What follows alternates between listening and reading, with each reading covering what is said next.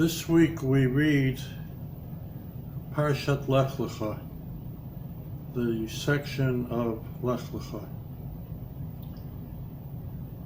After reading and trying to understand Seperation and Noach, which has so many deep and hidden secrets that we still can't discover, we start with a more, for lack of a better word, simpler parsha. In fact, if I am correct, or as I remember, in yeshiva, this is the parsha that you begin with when you learn Torah. When you start learning Chumash, to take small children and read to them about the creation of the world and about the flood and the fire and the death and the upheaval, it's scary. Lech Lecah is the beginning of stories about the founder of the Jewish nation, Avraham Avinu, Avraham the patriarch. So we start on a very good parsha. One of the rules, so to speak, of understanding Torah, of understanding Jewish history and what we as a people go through, is from the adage, Masei Avot Siman Labanim.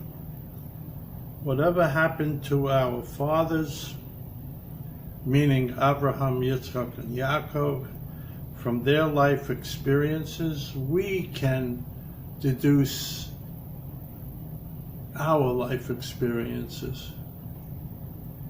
And thus, with the many themes in Parshat Lech Lecah, chosen the theme of separation and how separation can lead to sanctification.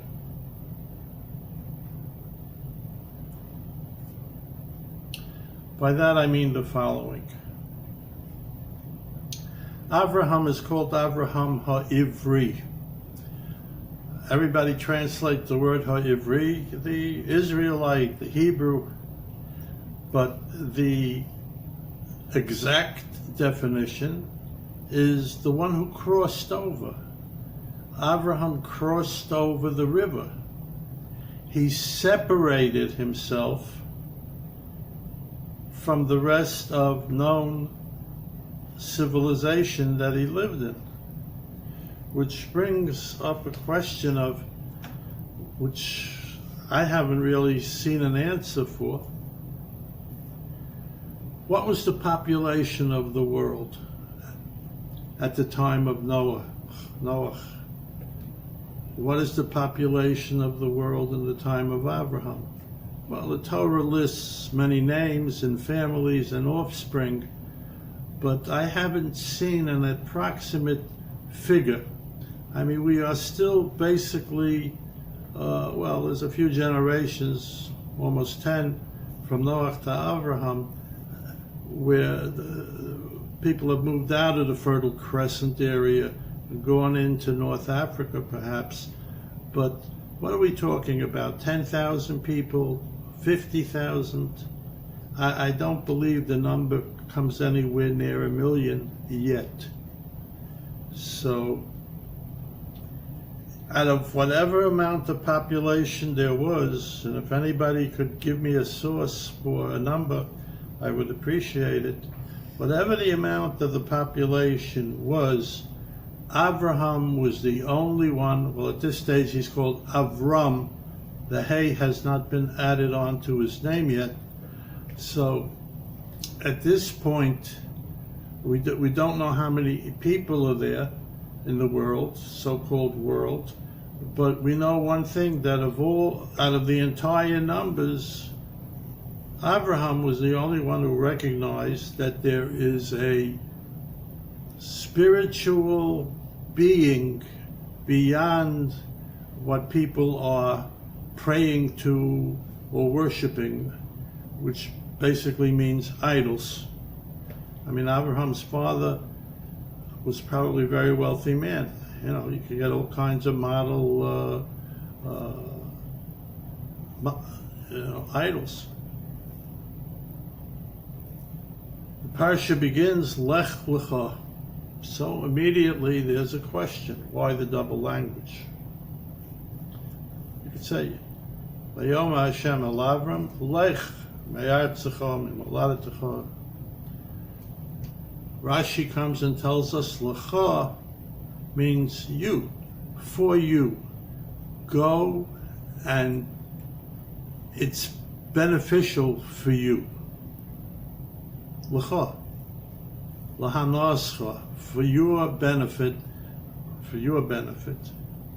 So, Abraham, in order to complete his position in life, his position as the founder of the Jewish nation, or as the founder of the Jewish nation, not necessarily to complete, Abraham has to separate himself from the land that he's in, umimoladetecha, from where you were born.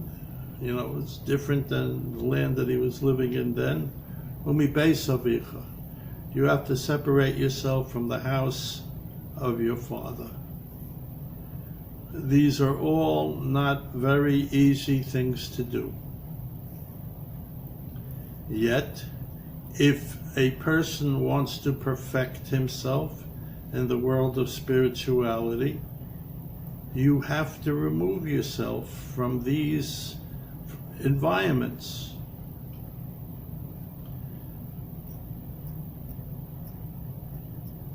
So Abraham is told, Lech Lecah me'artzecha mimoladetecha beis avicha el haaretz asher areka, to the land which I will show you.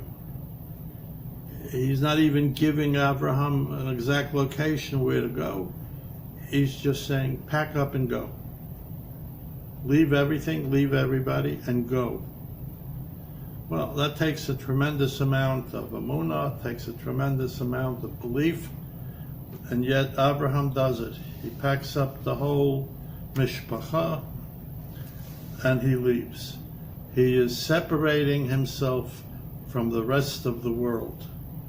That is the first step to sanctification. You cannot be in the midst of a corrupt world and perfect yourself personally, lecha, and perfect your family. We move on to Sarah, our mother, Imenu Sarah. We are told that she was magnificent, and that Paro's spies saw her beauty and ran back and told Paro, wow, this Sarah is one beautiful lady. Paro immediately orders that she be removed from from Abraham's household and brought to him. So we have the separation of Sarah from Abraham. That was a big mistake on Paro's part, and he and his people are punished for this kidnapping. I mean, Paro has a claim. You said she was your sister. You didn't tell me she was your wife. If she was your wife, I wouldn't have behaved in this way. But anyway, to keep the point as narrow as possible, Sarah is separated from Avraham. she is taken from the holiness of Avraham to the impurity of Paro. Lot, Abraham's nephew, is also told, or we are also told about Lot, that there's an argument between the shepherds of Abraham and the shepherds of Lot. And Vayipardu ish me'al achiv, the Torah tells us. They separated one from the other, one from their brother or nephew, one from the other. So far we have Abraham separating himself from his birthplace, the land that he lives, his father's house, Sarah being taken to Paro, and now Lot goes miles away, separating himself from Abraham. Later on in the parsha, Melech Sodom, the king of Sodom, there's war. He talks to Abraham, and he said, you know what, let's work out a deal. Tain li hanefesh, give me the souls of the people. V'harechush, the wealth, the booty, the victories of war, you take. Give me the spiritual, and you take the materialistic, the rechush. Again, we have a separation between the spiritual, the physical. But now to perhaps the main point, and what the parsha is known for, and what Abraham is, of the many things that he's famous and noted for, is the Brit Milah, the covenant of the Milah. When a man is circumcised in the Jewish religion on the 8th day, and when the Muslims circumcise at the age of 13, following the tradition of Yishmael's circumcision at the age of 13, what is that in effect? It is a separation of the orla. It is a separation of the foreskin from the male primary organ, and that makes him different. He is separated from the rest of the world who doesn't have it. In order to achieve sanctification, in order to achieve holiness, you have to separate yourself from all the evil around you, from all the bad around you, from all the nonsense around you. It's very hard, but you have to do it. If you don't do it, you will never reach the goal of sanctifying yourself, purifying yourself. There are many examples throughout the Torah of separation. Shabbos, for example, is separated from the rest of the week. Shabbos is OC. It's a special day separated from the rest of the week.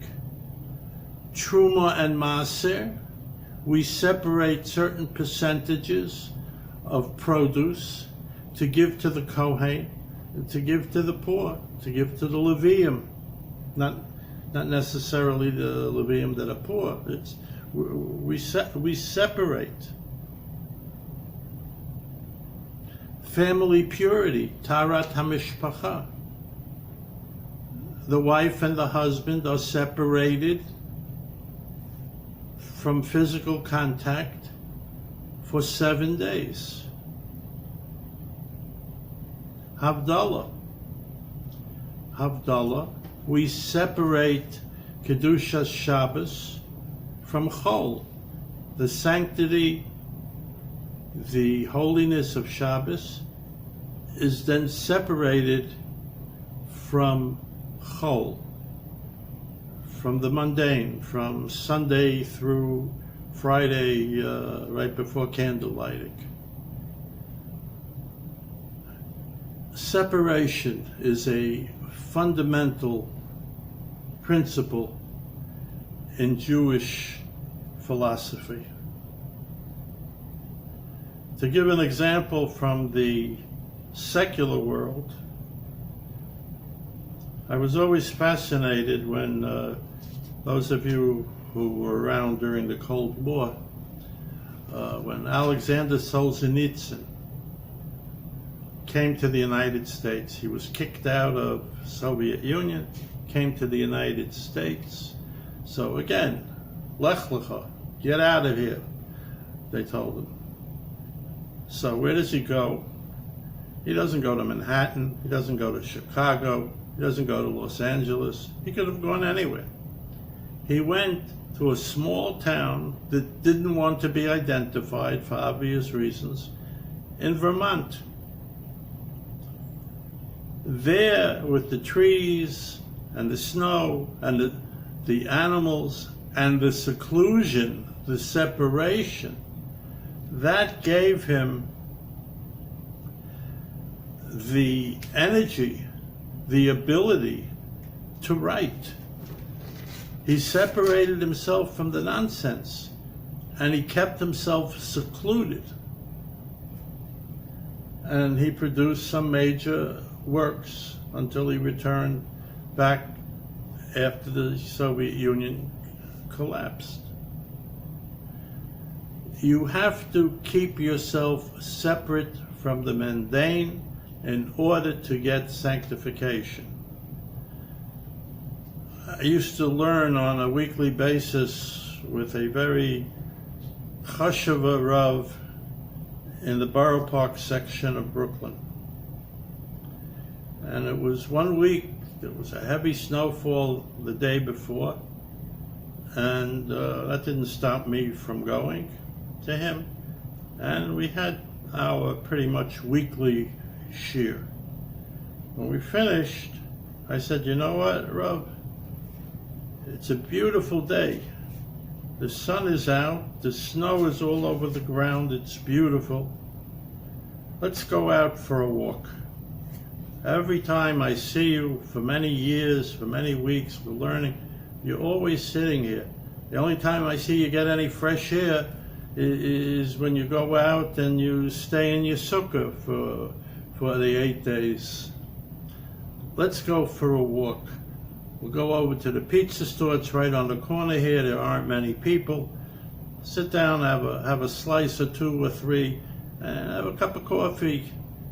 He says, Naftali, thank you, but no thank you.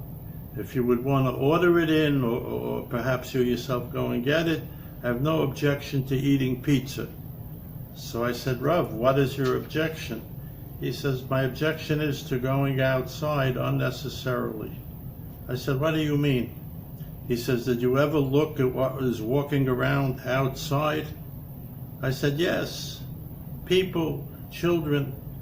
He said, well, maybe today it's a cold day, so people are bundled up. But on an average day, if you look at the way humanity, females, males, dress, it's not a good thing for your eye to see. It's not a good thing for your heart to feel.